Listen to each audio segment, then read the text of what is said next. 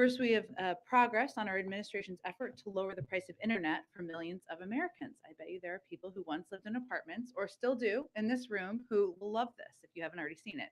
Today, the FCC announced important steps to increase competition in the market for high-speed internet, which President Biden requested in his executive order on competition. As some of you may know, the landlord, if you live in an apartment, sometimes requires you to purchase internet service from one source.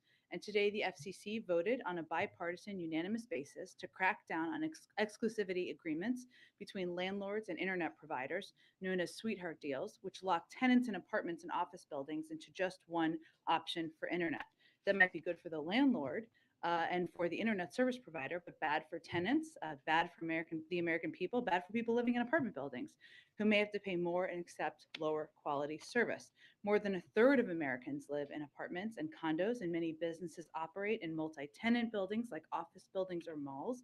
So this is a sweeping problem the FCC is starting to fix today. And second, a competition update that is relevant for our national security. Today, the Department of Defense released a new report required by the president's competition executive order, explaining that new actions to promote competition in defense contracting. This report details that since the 1990s, the number of aerospace and defense prime contractors has shrunk from 51 to just 5. That consolidation means taxpayers have to pay more for defense services, and it threatens our national security. Strengthened merger oversight is one of the 5 actions the Defense Department is taking to address the problem. We've already seen concrete progress on that front this week. On Sunday, the FTC successfully blocked Lockheed Martin's $4 billion attempt to acquire Aerojet, a proposed mega merger of major defense suppliers. The FTC had filed a lawsuit explaining that the merger would jack up the price the U.S. government has to pay while delivering lower quality and less innovation. Also wanted to note, last item from me at the top is we're thrilled the Senate did its job today and confirmed the renowned clinical trialist Dr. Robert Califf once again to the job of FDA Commissioner, and once again on a bipartisan basis. He brings to this critical post a lifetime of knowledge and the institutional experience that will ensure he hits the ground running and is guided by the science on critical missions facing the FDA, from continuing to lead the fight against COVID-19 to combating the opioid crisis to ensuring the safety of our nation's food supply. Josh, why don't you kick us off? Thanks, Jen. 2 things on Ukraine. Yes. First, markets have obviously already been reacting to that situation. Gasoline prices are up 20 cents a gallon over the last 30 days on average. Is the president saying that if people are paying more at the pump, that is essentially a direct result of Vladimir Putin's actions, and he is to blame for the current burst we've seen in higher prices? Well, the president wasn't making a market assessment or how the market moves. What he was conveying very, very clearly to the American public is that if Russia were to invade and we were to put in place crippling sanctions, that would have consequences or an impact here at home. So I know that wasn't exactly how you were asking the question, but that was what he was conveying in his answer. In terms of the price of gasoline, what we've seen is we know back in December, it went down by about 10 cents thanks to tapping the Strategic Petroleum Reserve, something where there are still releases that have been ongoing. The president also made clear in his remarks that he is open to all options are on the table to help bring down the price of gasoline. But he wasn't making a market assessment. He was just making clear to the public that if Russia invades and we put in place crippling sanctions, that would have an impact on the public. And then secondly, on Ukraine, the president talked about diplomatic efforts. Yeah. Could you go into more detail on what those diplomatic efforts could be? Is this going to be more U.S. interaction? Could there be a face-to-face meeting with Putin? And then how would you define success under diplomacy? Is it as simple as no invasion, or are there broader goals you're looking for, given that everything is now on the table, or more things are on the table? Sure. Well, on the first part, you may have seen or not that our Secretary of State spoke with Foreign Minister Lavrov earlier today.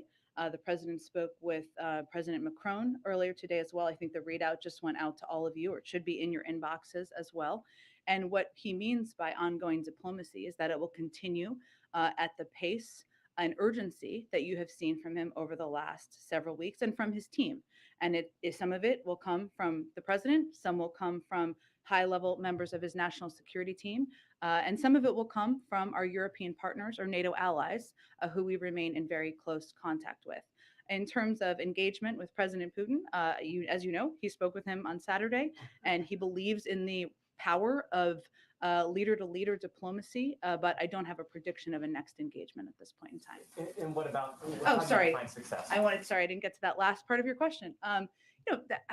We define success is, I think, how a lot of our European partners and NATO allies would define it, which would be a de-escalation, a proven de-escalation at the border of Ukraine, where the Russians are pulling back their troops, where they are making clear to the global community, to the media, to the public, that they are not invading Ukraine and backing that up with actions. Go ahead. I think, Jen, following up on this energy question, in terms of the impact on our energy, which the president mentioned, and then the consequences here at home, what should Americans be prepared for? Worst case scenario, what should they expect if this happens? Well, I think what the president was touching on was the fact that if Russia decides to invade, there could be consequences here at home, and that could have an impact on energy prices, which could have an impact on prices at the gas pump. And while we are taking active steps to alleviate the pressure on our own energy markets, and every option is on the table to offset rising prices. As you saw the president act last fall, range of options remain on the table. He also wanted to be very clear and direct with the American people about what the impact could be, and the fact that in his view, defending democracy and liberty is never without cost, but we need to convey to the American people exactly what that could look like. One more on Russia. If President Putin decides not to invade, does President Biden consider that a victory? I think the global community would consider that a victory. But again, I think what the president's view is, and what the national security team's view is that this is ultimately up to President Putin. And every step we've taken up to date over the last weeks and even months to coordinate with our NATO allies, to stay in close touch with leaders in Congress and members about what our plans are, to put together a crippling sanctions package. What we are doing is we're presenting the choice to President Putin. He ultimately is going to decide which path he chooses. Go ahead. Jen, I just wanted to close the loop on a few things. So the Ukraine has been experiencing a number of cyber attacks today. Yeah. A number of its banks were affected. The defense ministry was affected. Has the United States attributed those attacks to Russia? I don't have anything on the attribution at this point in time. I know there have been a range of reports. What I can say is that we have been in touch with the Ukrainians, our allies and partners, working with them to deter and respond to malicious cyber activity. We have also been warning for weeks and months, both publicly and in our engagements with the Ukrainians, as well as our European partners, about the potential for Russia to conduct cyber operations in Ukraine, but I don't have anything more specific on attribution at this point. Okay, and just, kind of moving a little bit into the realm of the hypothetical, there are a lot of steps that... Oh, boy. I know. There are a lot of steps that Russia could take that are short of an invasion, but that are still, aggressive. Yeah. Including cyber, including there's this step that Congress has taken on recognizing these breakaway regions in Ukraine as being, a separatist, legitimately as separatist regions. Would the U.S. respond to any things like that with sanctions as you would to, an actual invasion? We have conveyed before, and I'll reiterate now, that we would be prepared to respond with a range of malicious activities or actions that the Russians were to take. Okay, and then one more thing. I know that you've said that there's very little daylight with you and European allies on this issue. The German chancellor said today that Ukraine joining NATO is simply not on the table. It's not on an agenda item right now. Is that how you would characterize it from the White House? Well, I think as you've heard the president convey, and you just heard him convey in his remarks, our view from the United States is that nations have the right to sovereignty, to territorial integrity, freedom to set their own course and choose who they associate with. So we, the United States, we're never going to pressure Ukraine or any country to join or not join a global alliance. That is up to them and up to the other members of NATO. Go ahead. Thanks, Jen. Just, you say all options are on the table. Let's be more specific on the possibility of a gas tax holiday. Would the White House support doing that? I have nothing to predict for you at this point, but all options remain on the table. He said in his speech, if Russia attacks Americans in Ukraine, we will respond. Is there specific intelligence suggesting that some kind of targeted attack on Americans in Ukraine is possible? I don't think he was suggesting that. I think as we've conveyed, as we've warned and been very clear about the risk that would be posed to anyone who's in Ukraine, including American citizens, were Russia to invade one of the biggest militaries in the world, that there would be serious risk to civilians. That's, I think, what he was conveying. And with the Ukrainian president slated to be out of his country this weekend to go to the Munich Security Conference, you guys think that's a good idea for him to be gone right now? I don't think we have an assessment on that from here. Obviously, the Munich Security Conference is an opportunity for any leader to engage with, communicate with other leaders in the world, and obviously the vice president is going, as you know. You've got a busy day, obviously, with Ukraine, but has the president talked to any Supreme Court nominee? Have any interviews been scheduled? Will they I'm going happen to in person? disappoint you here, Ed, and just convey that I think we're not going to give day-to-day updates from here moving forward about whether or not he's done interviews. What I can confirm for you is we're still on track to for the president to make a decision and make an announcement before the end of the month, which is in 2 weeks. File that under the guy. He will do some interviews in the next 2 weeks. That's what I can confirm for you. Go ahead, Jackie. Thanks, Jen. We've been told for a long time that some cyber attacks would likely precede an invasion. So if it turns out that Russia is behind what happened today, or is, I guess how I should phrase it is there work being done quickly to figure out if Russia is behind what happened today so that sanctions can be imposed before there is bloodshed? Or is the calculus still sort of centering on force on force or some, passing over the Sure. Well, we are constantly doing those assessments. And certainly as any cyber attack happens, that is certainly a process that happens behind the scenes and that our intelligence community and our national security community undertakes, as it would be in this case as well. I would note, though, as it relates to sanctions, one, there's a range of means that we could respond, both seen and unseen. So it's to a cyber attack or any other attack, and the president has the purview to do whatever he chooses in that regard. But our view remains that the crippling package of sanctions is an effective deterrent. So if you do that all in advance, what is to stop them from moving forward? Now, that may be a different of policy issue, different as of opinion, I should say, on policy issues with some in Congress, and that's okay, but that is our view from the administration.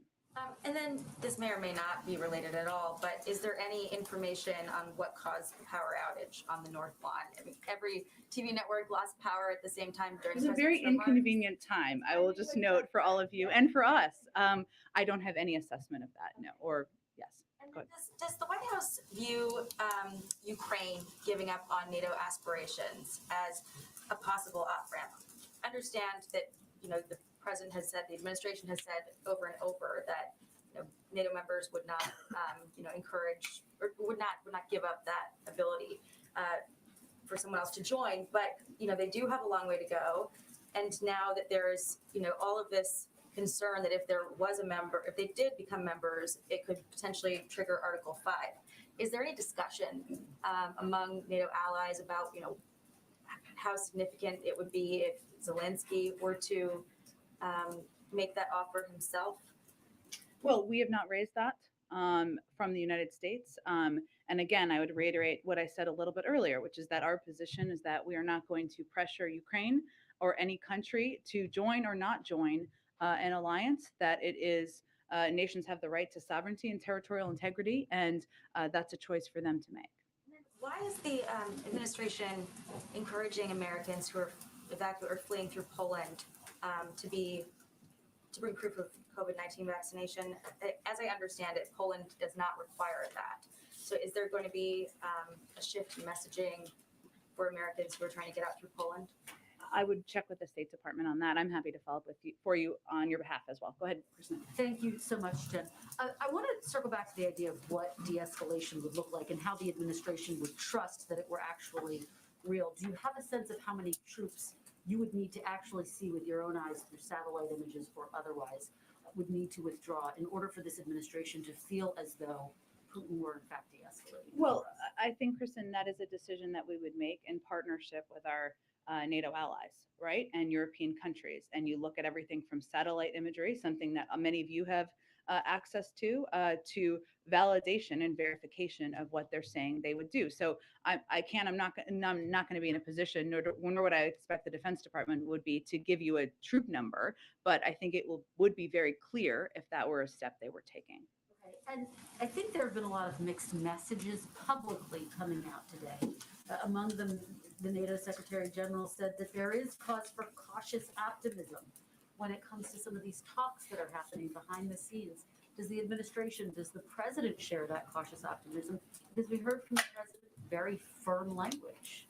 Well, the president also conveyed it would be positive if it was verified that they pull back their troops. And certainly the openness to diplomacy is something that everybody should support. And I think our NATO allies would support as well. At the same time, we've seen this playbook before, and especially given the history of President Putin and the Russians, their history of false flag operations, of misinformation, we need to verify. So, and I guess that's my question. Does the administration share the NATO Secretary General's cautious optimism? I don't think we need to put in more words than what the president just conveyed in a speech to the country. GOP senators have unveiled a sanctions bill. Have you assessed whether or not this is something the administration wants to see some movement on? Is this something that you would potentially support, given that the bipartisan talks stalled? Not yet, because it just came out. But again, our view remains that a bipartisan effort would be the best effort moving forward. And as I conveyed to Jackie a few minutes ago, our view continues to be that the crippling sanctions package we've designed is meant to be the deterrent. Thank you. Go ahead, Ken. Jen, the Senate's working on this stopgap funding bill. The deadline is Friday. Mm-hmm. What's the level of confidence that the president will be able to sign that extension by Friday? And separately, has the administration been talking to the two Republican senators who raised concerns, Senator Lee and Blackburn? We are engaged with a range of Democrats and Republicans, and certainly we are hopeful that we will be able to sign this. I would note, though, that I believe, and correct me if I'm wrong here, that one of Senator Blackburn's primary concerns is about a relation to the funding of crack pipes. Is this correct? Which is not an issue. So this is an issue that what is happening here is that's potential to hold up funding the government and important programs around an issue that is not an issue, because we've been very clear that we are not providing funding for crack pipes. And then the Senate Banking Committee had planned to vote on your Fed nominees today. Yeah. There was a holdup there. Republicans have objected to Sarah Bloom Raskin's nomination. What does the administration think of this delay? And is the administration going to provide any additional details to Senator Toomey, some of the issues that he's raised? Well, let me first say that this is in a very extreme step. That's totally irresponsible in our view. It's never been more important to have confirmed leadership at the Fed to help continue our recovery and fight inflation. And obviously they have a unique role to play, a vital role to play as it relates to inflation. And I think Democrats and Republicans have agreed on that for decades. So Republicans are out there saying inflation's a problem. It's a huge issue. We agree. And then they're not even bothering to show up to even vote against these nominees to the Federal Reserve. What message is that sending to the American public? So and I would note just on Sarah Bloom Raskin, since you asked me about her as well, she's one of the most qualified individuals to ever be nominated to the Federal Reserve. She's made the strongest ethics commitments in the history of the Fed, even as she's made extensive disclosures to the Banking Committee as a natural part of the process. Senator Toomey has continued to promote false allegations that have already been shot down by ethics experts, the Kansas City Fed, the founder of the Reserve Trust, and Sarah Bloom Raskin herself. So we're going to continue to work with Chairman Brown on a path forward and look forward to the Banking Committee eventually holding a vote to confirm these 5 nominees. Go ahead. Is there any entertaining of other options if it stalls in committee? There appears to be some question about whether the Senate as a whole can advance these nominations. Is that something you're exploring, or is that something that you don't think you have the power to do? You mean in terms of different legislative processes or different? Speculation that the full Senate could sort of skip the committee vote if it stalls out and bring them forward. Sure. Do you believe that the Senate has that power, or does it have to go through committee? Our focus right now is on working with Chairman Brown on moving these nominees through the committee. Can I ask also on COVID funding? HHS briefed Congress this week requesting about $30 billion in funding. Can you give us a sense of A, from that, B, what in particular do you need this funding for, and has the existing funding been allocated? Sure. So HHS's briefing today or this afternoon was a part of our regular conversations with Congress about various resource needs, including what is needed for COVID response. This is important because while we continue to have sufficient funds to respond to the current Omicron surge in the coming weeks, our goal has always been to ensure that we are well prepared to stay ahead of the virus. So we've been in these ongoing conversations about what those needs might look like, and this was a part of that effort.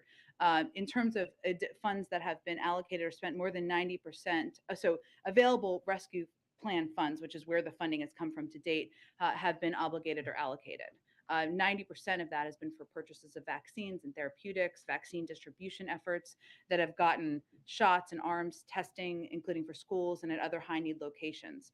Resources from the rescue plan and prior COVID response bills have enabled us to respond forcefully to the Delta and Omicron surges. And what we're trying to do now is stay ahead and stay in contact with Congress about what those needs might look like. Secretary Blinken said yesterday that the U.S. is not on pace right now to meet the president's goal, the WHO goal of vaccinating 70% of the world by later this year. Is any of this funding aimed at jumpstarting global vaccination efforts? And can you talk a little bit about why you're not on pace? Is it, for instance, a supply problem, or is it a problem with what Secretary Blinken called last mile type stuff, getting shots in arms, to borrow the language of the college?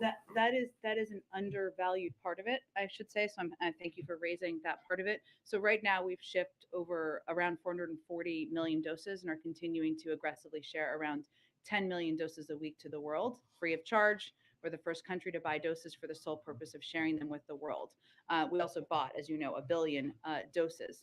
And Secretary Blinken, I think, made those comments in part because he wants to rally the world to do more. But a big part of our effort right now, and where we have seen challenge, is turning vaccines into vaccination, which means working closely with our partners on the ground and dealing with hyperlocal issues countries may be facing to increase vaccination. And this is a big part of the focus of Ambassador Power and USAID's Global Vaccination Initiative. But part of it is that shots in arms component. Have we started deferring their U.S. donations because the capacity is the problem more than the supply? There have been moments, yes, where countries are not able to receive the doses that we're able to provide. Go ahead. Thank you. Creating a gas tax holiday takes legislation. Yeah. And I'm wondering, what are other things that the president can do on his own to mitigate gas price hike because of Ukrainian conflict? What else can he do by himself? And in terms of releasing oil from the SPR, have you made a determination of how much cost rise that would offset? In other words, what good does it do? Yeah. Sure.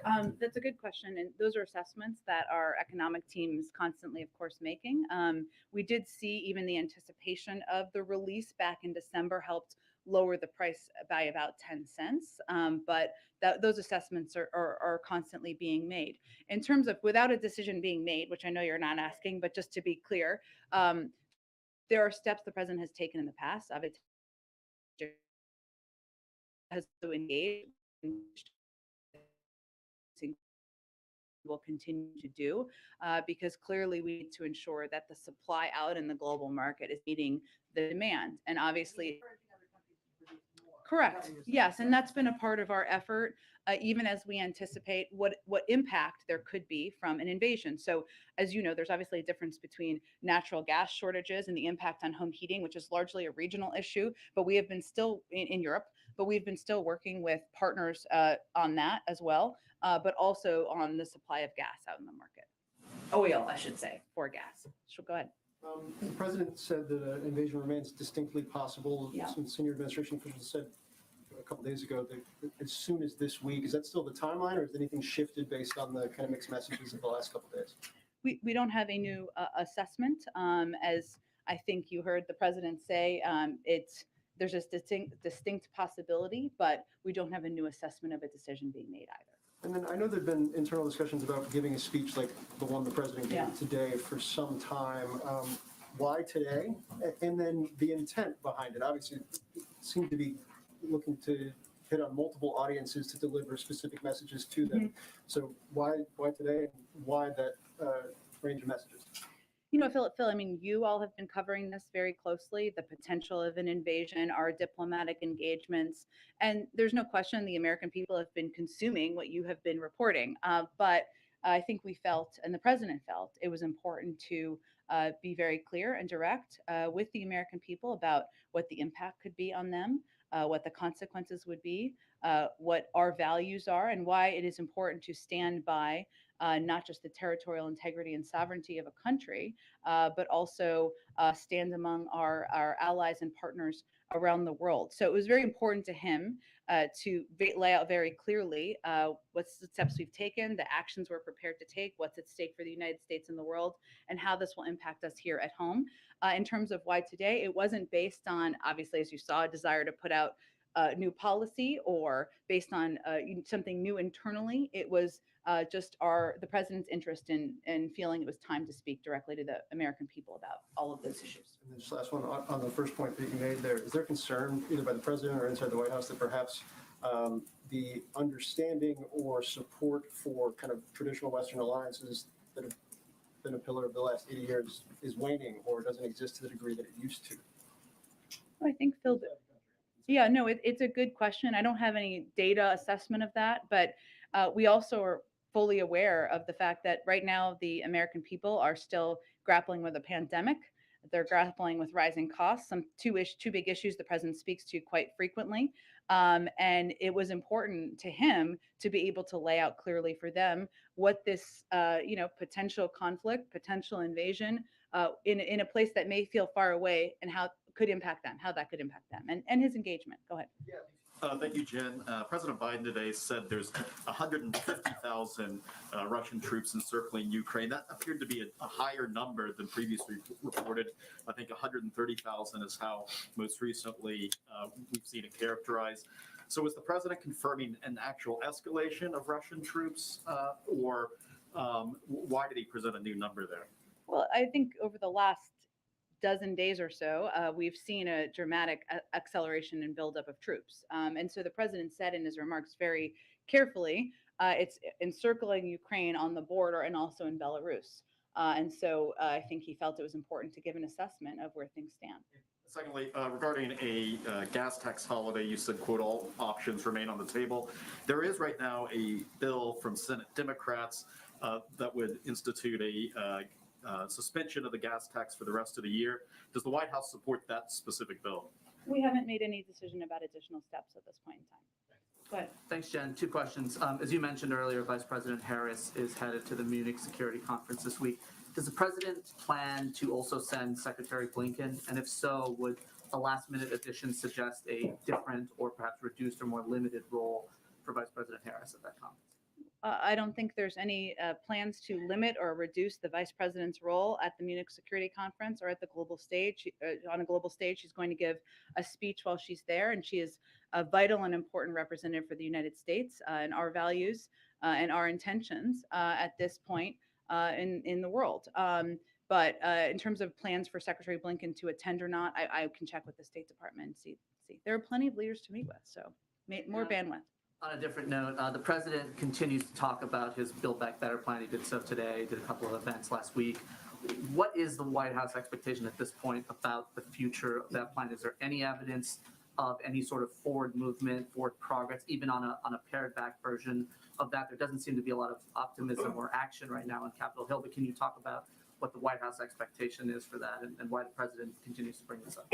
Well, the president continues to bring it up because as we talk about the impact of inflation, which most people experience in their daily lives as rising costs, one of the ways that we can address that is by passing legislation that will help lower costs for Americans, whether it's childcare or healthcare or the cost of prescription drugs.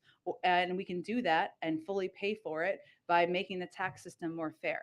So what is encouraging to the president is that there is broad support for lowering costs for the American people in all of those categories and for making the tax system more fair. And we are continuing to work in lockstep and in partnership with a range of senators, and they're having their own discussions about moving these efforts forward.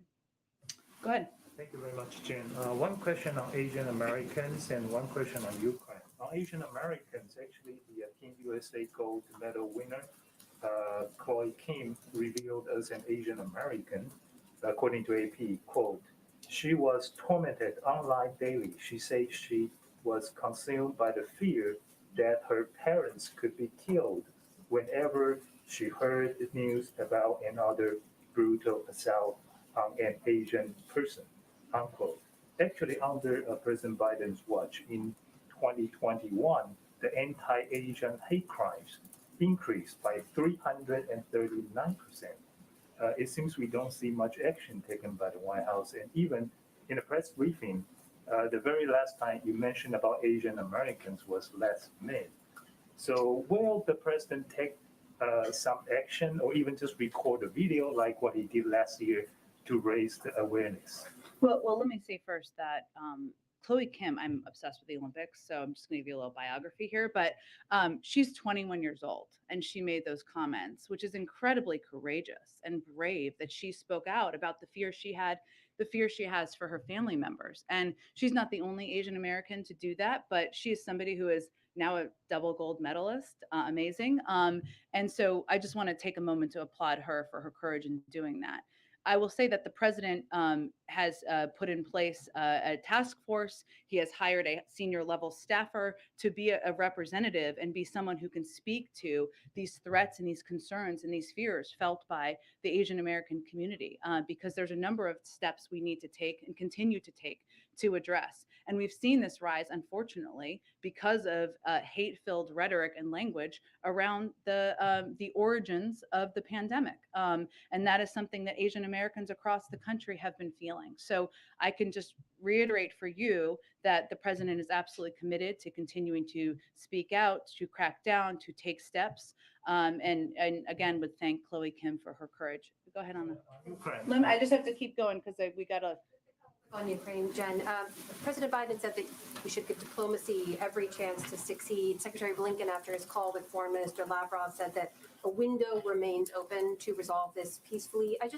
On the timeline, how long does the president think that window should stay open if there's no invasion, but also no pullback of Russian troops? Well, what's the alternative if we don't leave the window to diplomacy open? Right? I mean, our objective, obviously, as you heard the president say today, there is no threat the United States is posing to Russia, to the Russian people. There's no threat that Ukraine is posing to Russia. What we're working to do here is leave a forum for de-escalation and prevent a war. And so to us, the door to diplomacy should always be open, and we should always look for opportunities to de-escalate. Concerned this turns into like a frozen conflict, basically, where troops just stay on the border and there's no invasion, but also no pullback? Well, again, there's going to have to be a continued dialogue and discussion, but Russia not invading Ukraine and not risking and impacting the lives of many, many people in that country, including potentially American citizens, would certainly be a step we would welcome. What Americans should prepare for, you mentioned the threat of cyber attacks. The president mentioned that as well. And we know Homeland Security has previously mentioned they've seen an uptick in scanning on U.S. critical infrastructure and so on. Should Americans be prepared for a potential Russian cyber attack on critical U.S. infrastructure or other networks? Well, I would say even before we've been discussing the buildup of troops at the border, and even before we've been discussing the bellicose rhetoric, we have seen an uptick in cyber activity by malicious actors around the world, either those living in countries or the countries themselves. And so that is something, I don't have any new threat or new warning to pose today, but that is something we have certainly been amping and increasing our focus on as a threat that's emerging, but has been the case for the last several years. Can you take the question on Africa? Yeah, 1 second, go ahead, and then I'll go to you. Jen, just this hour, lawmakers put out a bipartisan statement warning President Putin. I know you've said from the podium that the White House doesn't need Congress to pass a sanctions package to implement your own sanctions package, but wouldn't it have sent a stronger message if there had been an agreement reached? What message do you think it sends to Putin that all we got out of Congress was a statement? I think President Putin knows very clearly, because he's heard it directly from President Biden's mouth, that if he invades Ukraine, that there will be crippling sanctions, and we don't need Congress to act in order to do that. And when will the president make a decision on any new energy policies to impact prices at the pump? Because even without an invasion, prices have risen beyond where they were before the emergency reserve release back in November. You're right, and the president is very focused on making sure we're doing everything we can to lower the cost for Americans in any way it hits them, whether it's prices at the pump or when you go buy a pound of meat or wherever it may be. So we're continuing to assess, and he's continuing to look at options. I don't have a prediction of any decision, though. Go ahead. I'll go to you after, Simon. Go ahead. Switching topics entirely, the president is headed later this week to Ohio. He said that he'd like to be out in communities with people frequently. How often would he like to be out there per week? What do you guys ramp Every up day? Well, but when he says that, what is your anticipation? Is he looking to travel 2-3 days a week? And when would we expect that to ramp up? You know, I think you can expect that to increase around the State of the Union and after. I think we are constrained by a couple of things, including the CR funding, but also the fact that there is a whole lot going on in the world. Even though he can be president anywhere, he also has a responsibility to sometimes be in the White House, or oftentimes be in the White House. So, but he's looking forward to getting out there more in the coming weeks. Does he have anywhere specific that he hasn't been yet, or places that he hasn't been that he feels frequently enough that he'd really like to get back to? Good question. I would venture to guess that he has probably been nearly everywhere, given he ran for president a couple times and vice president. As president, I don't have any prediction of states or readout of states that he's looking forward to going to, but I'm sure he is looking forward to traveling around the country, blue states, red states, across the gamut. Go ahead. Okay, Simon, I'll go to you. Go ahead, Simon. Okay, thank you. It's been 3 months, so if you can allow me to ask 2 questions. The president spoke with Prime Minister Abiy Ahmed of Ethiopia on January 10th. It's been almost a month now, more than a month since that got took place. And the WHO yesterday released a statement saying that they still don't have access to the Tigray region for humanitarian access because the government is not allowing them to have fuel. So is the president still interested in anything else apart from Ukraine? Of course he is. The president has to be a global leader in the world, and he is responsible for not just what's happening around the world, but also what's happening domestically. Let me give you an update or a comment from here. We're hopeful that recent steps taken by the government of Ethiopia and other actors might open a path to resolving the conflict. Over the last month, the Prime Minister has taken steps to promote dialogue, release political prisoners, and enable expanded delivery of medical supplies in the Tigray region. We continue to have serious concerns about the humanitarian situation in Ethiopia, and we are focused on working with all parties to end the source of the suffering, the military conflict. Go ahead, Karen. President Zelensky tomorrow is calling for a day of unity, a national holiday tomorrow in Ukraine. His message for the last couple of days, if not longer, has been don't panic to Ukrainians. Does the administration have concerns that Zelensky and Ukrainian leaders have not adequately prepared the Ukrainian people for a Russian invasion? Well, I'm not going to speak to that. What I can speak to is what we feel our role and responsibility is, which is to provide a range of information about what we see at the border, what we see Russia preparing, and our assessment of what impact that could be. Every leader makes their own decisions. Do you have an update on the humanitarian assistance that the U.S. is talking with European allies? Should that happen and the Ukrainian people need that? Sure. I know Secretary Blinken made an announcement, I believe it was yesterday, about additional assistance. Let me just see if I have any more details on it in here, and if not, I will get that to you shortly after the briefing. Karen, let me just see. Let's see here. Let me get you, I can get you, let's see, so we just announced, a sovereign loan guarantee to Ukraine of up to $1 billion to bolster Ukraine's economy amidst pressure resulting from Russia's military buildup. This builds on the $3 billion in sovereign loan guarantees we issued to Ukraine between 2014 and 2016. We've also committed more security assistance to Ukraine in the last year than at any point in history, $650 million. And we also announced we're launching a new partnership fund for a resilient Ukraine with our allies and partners to continue to expand on that. The last thing is the Export-Import Bank has made available $3 billion in support for projects in Ukraine, and the Development Finance Corporation has a current investment portfolio in Ukraine of approximately $800 million across more than a dozen projects. So we've obviously provided a range of assistance, which we will continue to build on. Go ahead. Jen, will Vice President Harris be meeting with President Zelensky when she's in Munich? I don't have anything on her planned meetings at this point in time. I expect we'll have more as we get a little bit closer, and I expect they'll do a preview call from her team as well. And then an Olympics question. Yeah. Does the administration have any reaction to the IOC's decision to allow Russian figure skater, and what's her name, Kamila Galila, to continue competing in the Olympics after her doping scandal? Well, I would point you to the statement made by the U.S. Olympic and Paralympic Committee, who opposed the decision made in Beijing, saying it, quote, appears to be another chapter in the systemic and pervasive disregard for clean sport by Russia. But these were independent decisions made by the U.S. Anti-Doping Agency and Court of Arbitration for Sport. We don't have any additional comment from here. I would point you again to the U.S. Olympic Committee.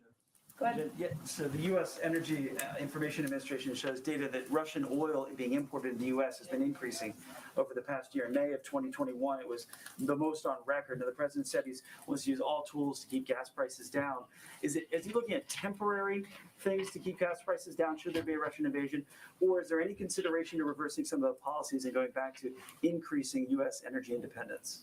I don't have anything to detail for you, in terms of what he is considering, but our overarching objective is to decrease the impact on American consumers and increase the impact on Russian leaders. Well, you talked about the boycott on the Republicans of the Fed nominees. Does the White House support allowing 4 of the 5 nominees to go through and then dealing with Sarah Bloom Raskin later? Again, we are working with Chairman Brown to move all 5 nominees forward. Go ahead, right there. Go ahead, yeah. Thanks, Jen. Do you have any update on maybe steps the White House is taking in the event that the trucker protesting in Canada heads to the U.S. and also especially to D.C. around the time of the State of the Union? Well, our Department of Homeland Security team has been assessing, and I gave an update last week that they also increased support, federal support around the Super Bowl. When there were those reports, I would note the Super Bowl did move forward, and there was no halting of that. So that is a positive development as well. But we are constantly assessing any impacts or any security impacts, but I don't have anything to preview for you. Go ahead. Thanks, Jen. I wanted to ask, back to the Supreme Court, the president received a report with recommendations on how to reform the Supreme Court late last year. Has he at all reviewed the report yet and taken a position on it? It wasn't, I would just remind everyone, it wasn't recommendations. It was a broad assessment from across the gambit of scholars from all ends of the political spectrum who were looking at a range of historic issues as it relates to the court. The president has been reviewing that, but I don't have anything to read out for you on that front. The other thing I wanted to ask you was about voting rights. The president signed this expansive executive order a year ago on voting. I believe Susan Rice put out an update on it in September or October. Could you provide an update on what agencies are doing? We're going to start beginning seeing elections as soon as next month. I believe that's in Texas, but other states are going to start to have them. Yes, I do have a lot on this, not in front of me. So in terms of what agencies are working on or what they've been working on and what they've basically been doing. So you have more detail in this than maybe others do, but all of the agencies were tasked with putting together their own plans to expand voting access, and they've been working on those plans. They're all at different points in the review process and how it will be implemented. But if you look at past examples where I think it was back in the 90s, where if you went to the DMV to renew your driver's license, they would offer you the opportunity to register to vote, stuff like that. But let me see if we can get you something and anyone else who's interested after the briefing. Okay, we'll do one more and then we'll wrap it up. Go ahead. Thank you so much. One on China, one on Afghanistan. First of all, China's foreign ministry has been really critical of U.S. rhetoric on the Russia-Ukraine crisis, calling it hyping up the possibility of warfare, saying the U.S. is clamoring for bloc confrontation. What does the White House make of this rhetoric?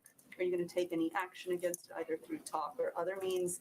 And what do you make of this closeness between Moscow and Beijing? Well, I would say that the meeting that they had a couple of weeks ago reflects an approach both countries have already taken for some time, which is to move closer together. We know, and we've said before, but China's not in a position to compensate Russia for their economic losses, and we have tools to deploy if we see foreign companies, including those in China, trying to backfill sanctions. I would say our overarching view, though, is that if Russia chooses to move forward, it will cost China and how it's viewed in the eyes of Europe and the world. And that's something for them to assess. We are trying to prevent a war here. That is why we are putting information out and why we are engaging with the global community. How do you respond to Afghans who are critical of the executive order that proposes to split the frozen Afghan money? They say that, they weren't involved in the 9/11 attacks, so why are they getting less of these funds that they're entitled to? Well, I would say that first, let me start with the fact that this is one step in the process. No funds can be transferred until the courts make a ruling. What the president was trying to do was enable certain U.S.-based assets belonging to Afghanistan's central bank to be used to benefit the Afghan people. Otherwise, it would have been held, right? And that money wouldn't have been going. And so that's why we saw it. And he took a proactive step to facilitate access to $3.5 billion of those assets for the benefit of the Afghan people and Afghanistan's future. More than, as you know, many U.S. victims of terrorism, including the relatives of victims who died in the September 11th terrorist attacks, have brought claims against the Taliban and are pursuing these assets in federal court. So more than $3.5 billion in assets are going to remain in the United States and are subject to the ongoing litigation. But what I think it's important for people to know and understand is he took this proactive step to sign the executive order in an effort to try to provide some of this funding to the Afghan people. When will that happen? The courts have to rule in order for it to happen. $3.5 billion.